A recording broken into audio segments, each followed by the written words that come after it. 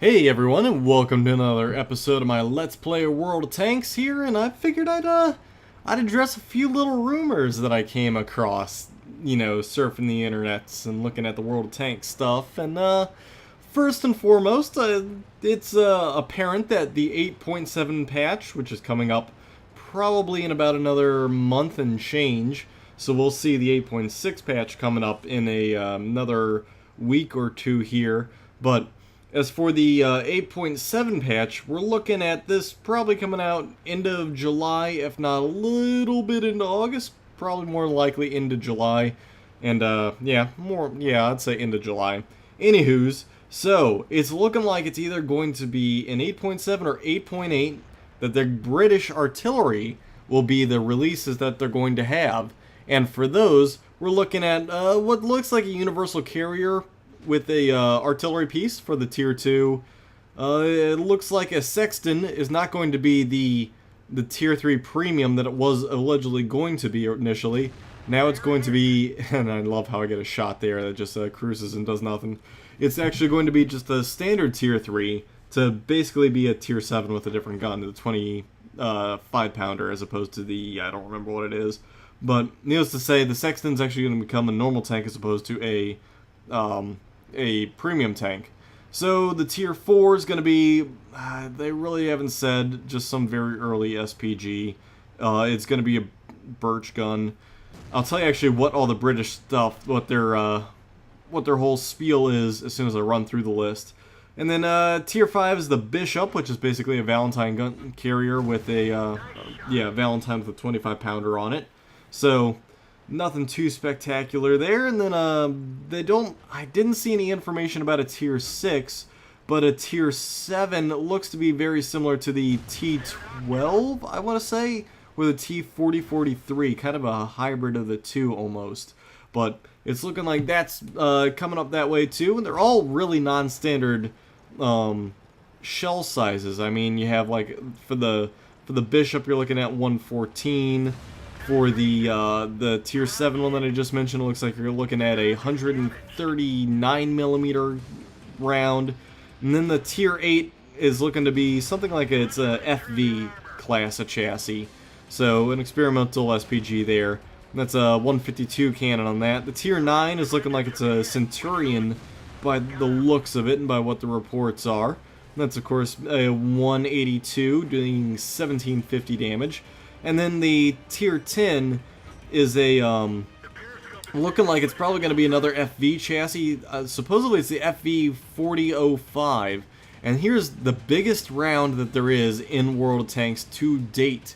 And it's going to be 233mm, dealing about 2200 damage with HE and 100 some odd pin. So that's a really interesting rumor where that's going to be the new stuff coming in for the, for what do you want to call it, for the upcoming patch after the current patch that's coming out. So it'll be interesting to see that stuff. And of course, up on the some of the test servers as well for the super testers is some new premium stuff, an E25, and I think it's a WZ112. Could be wrong about that beginning chunk, but I'm pretty sure it's a it's a 112 regardless.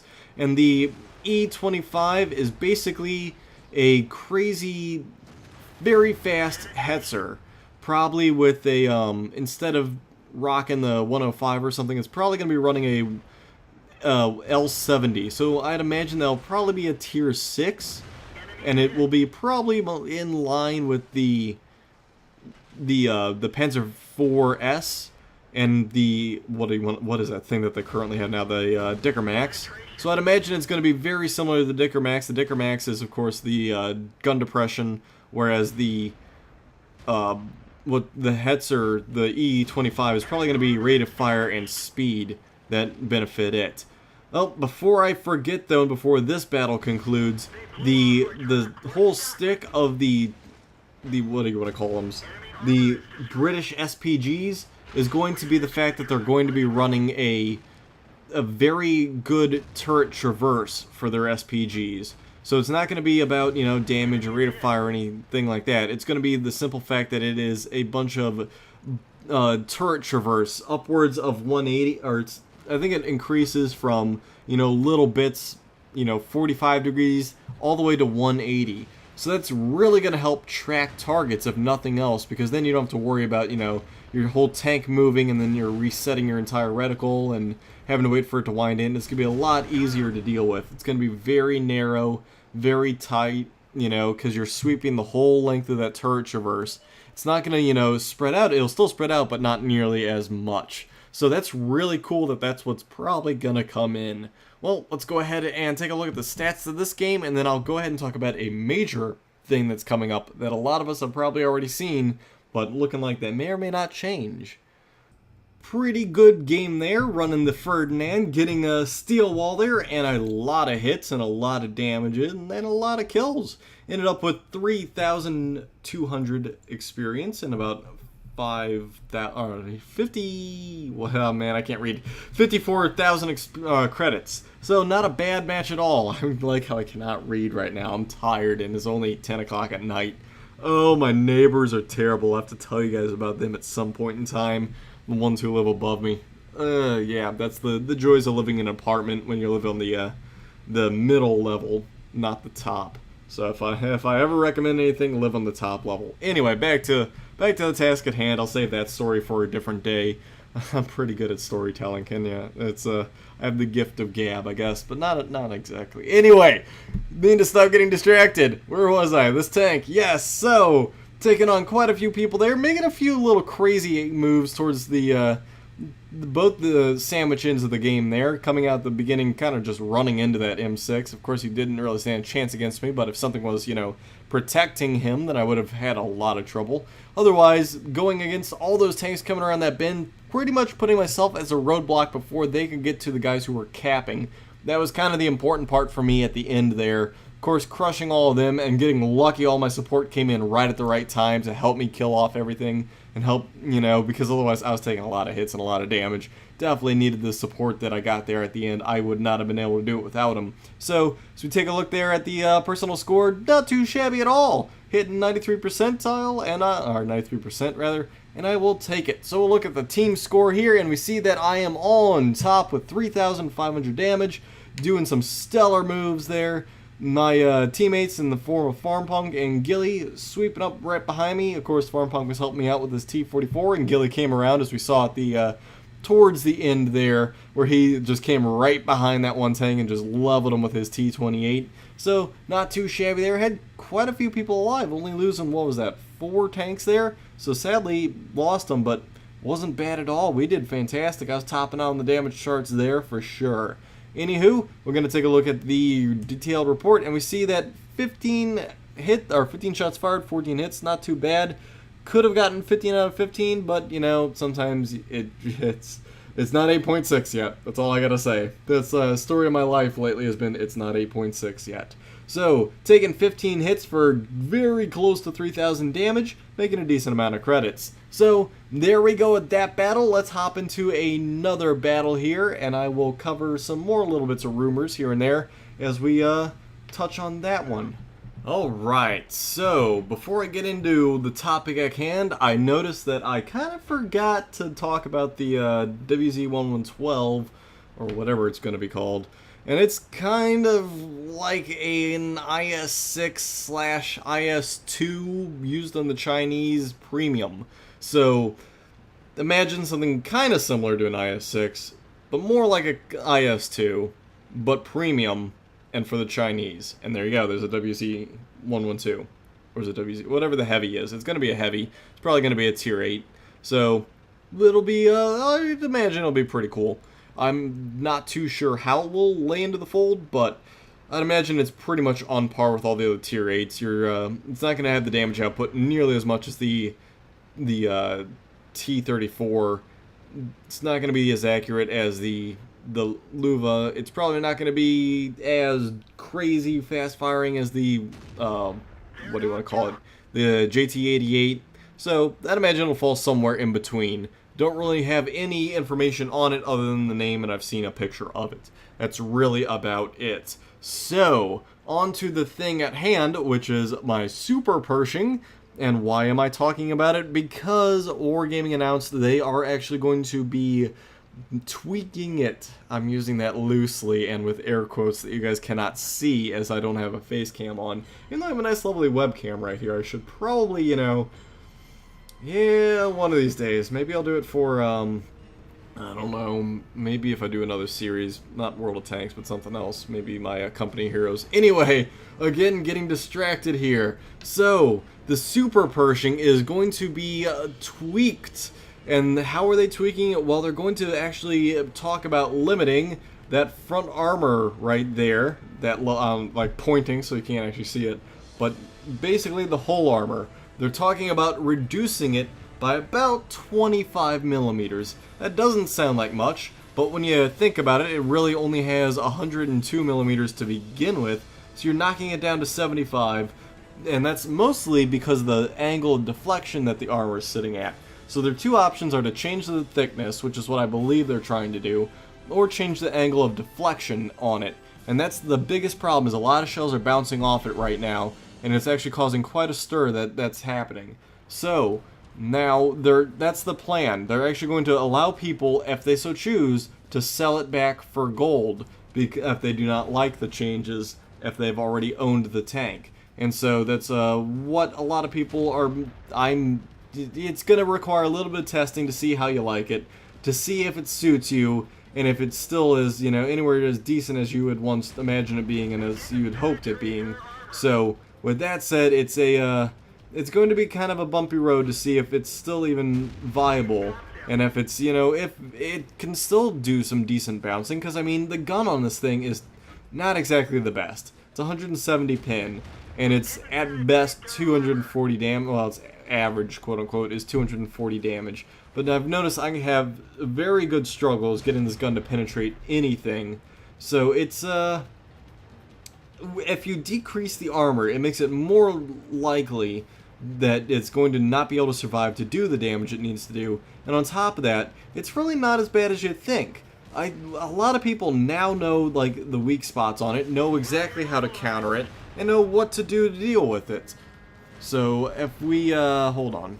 Alright, where was I? Oh yeah, so, a lot of people already know how to deal with the T-2064 Super Pershing. It's not very hard. They know the weak spots, to aim under the chin, to aim at the little, smoke launcher thingies right above the spaced armor there on the top of the turret.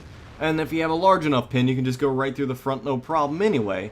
Or most people just use premium ammunition and go right through and don't have a problem. So it's easy to counter. It's not nearly as bad.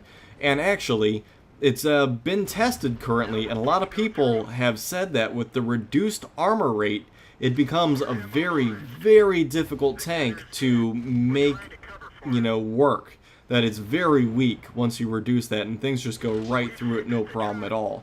I mean, I currently have the problem where it's pretty easy to deal with and go through, and it's, you can get crushed, no problems. Especially fighting in the wrong fight, or, going up against tanks where you can easily penetrate it, such as, the T-30, well, pretty much if we look at the list, T-34 and above on this army here would have been able to go right through me, no problem whatsoever.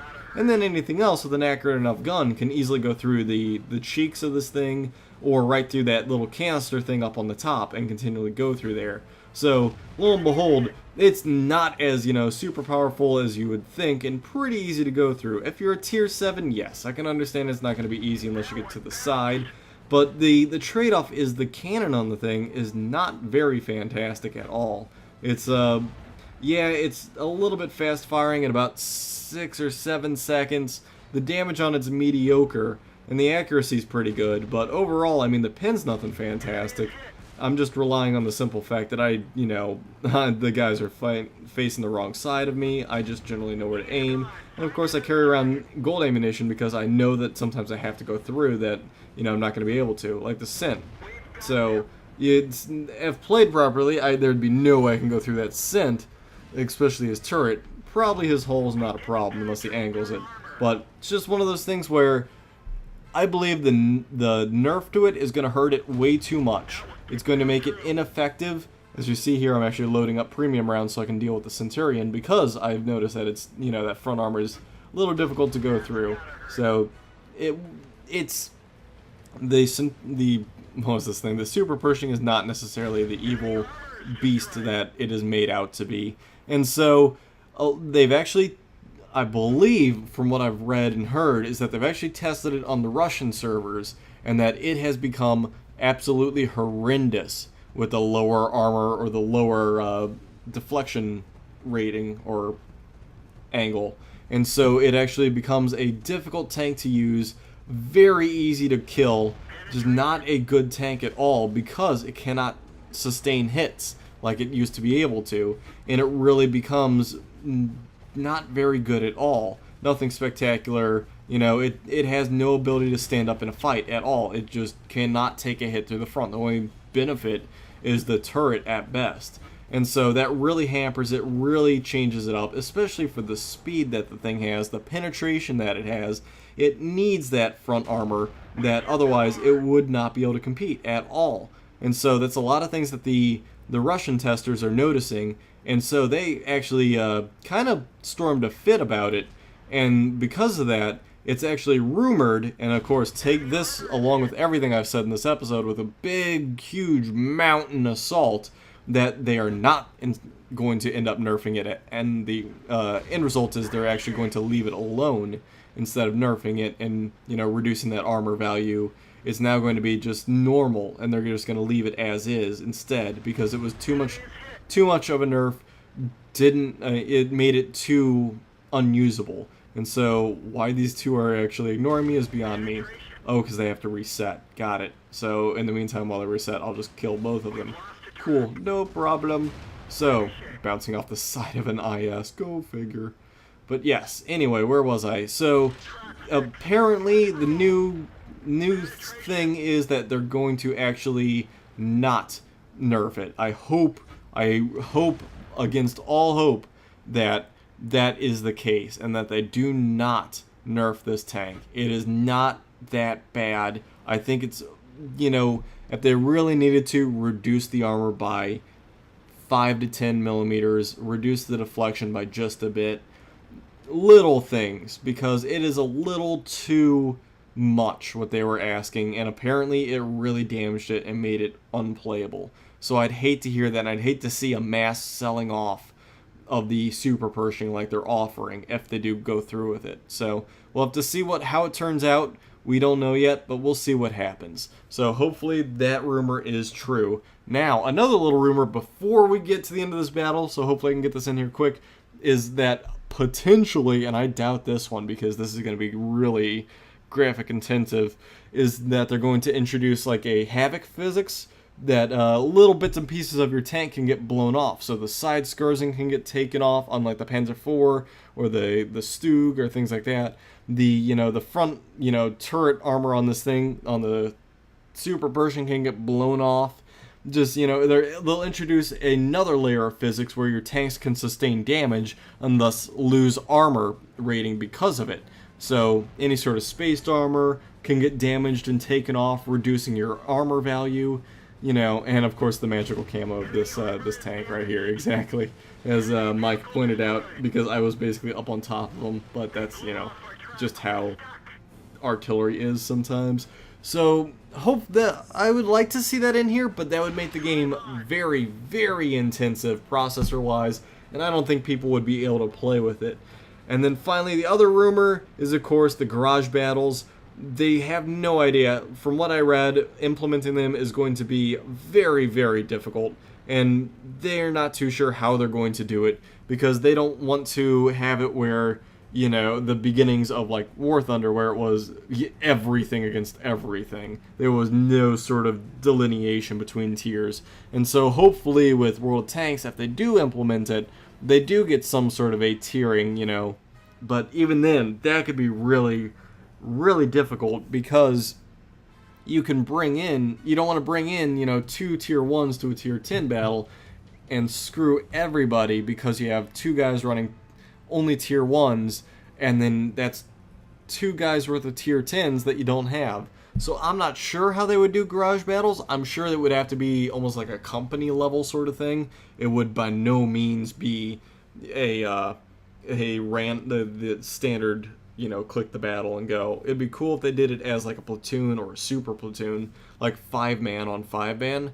That could work pretty well. But we'll have to wait and see how any of these rumors, if they come true, and what happens. I'm pretty confident on the British one. I'm pretty confident on the E25 and the WZ or whatever it is, 112. I'm pretty confident in all that. Hopefully we see the British artillery in the 8.7, but potentially the 8.8 patch, so we'll look forward to that. And I guess we will go and take a look at the Super Pershing and its results now. And so I guess I will go look at those real quick, and then we'll wrap it up there.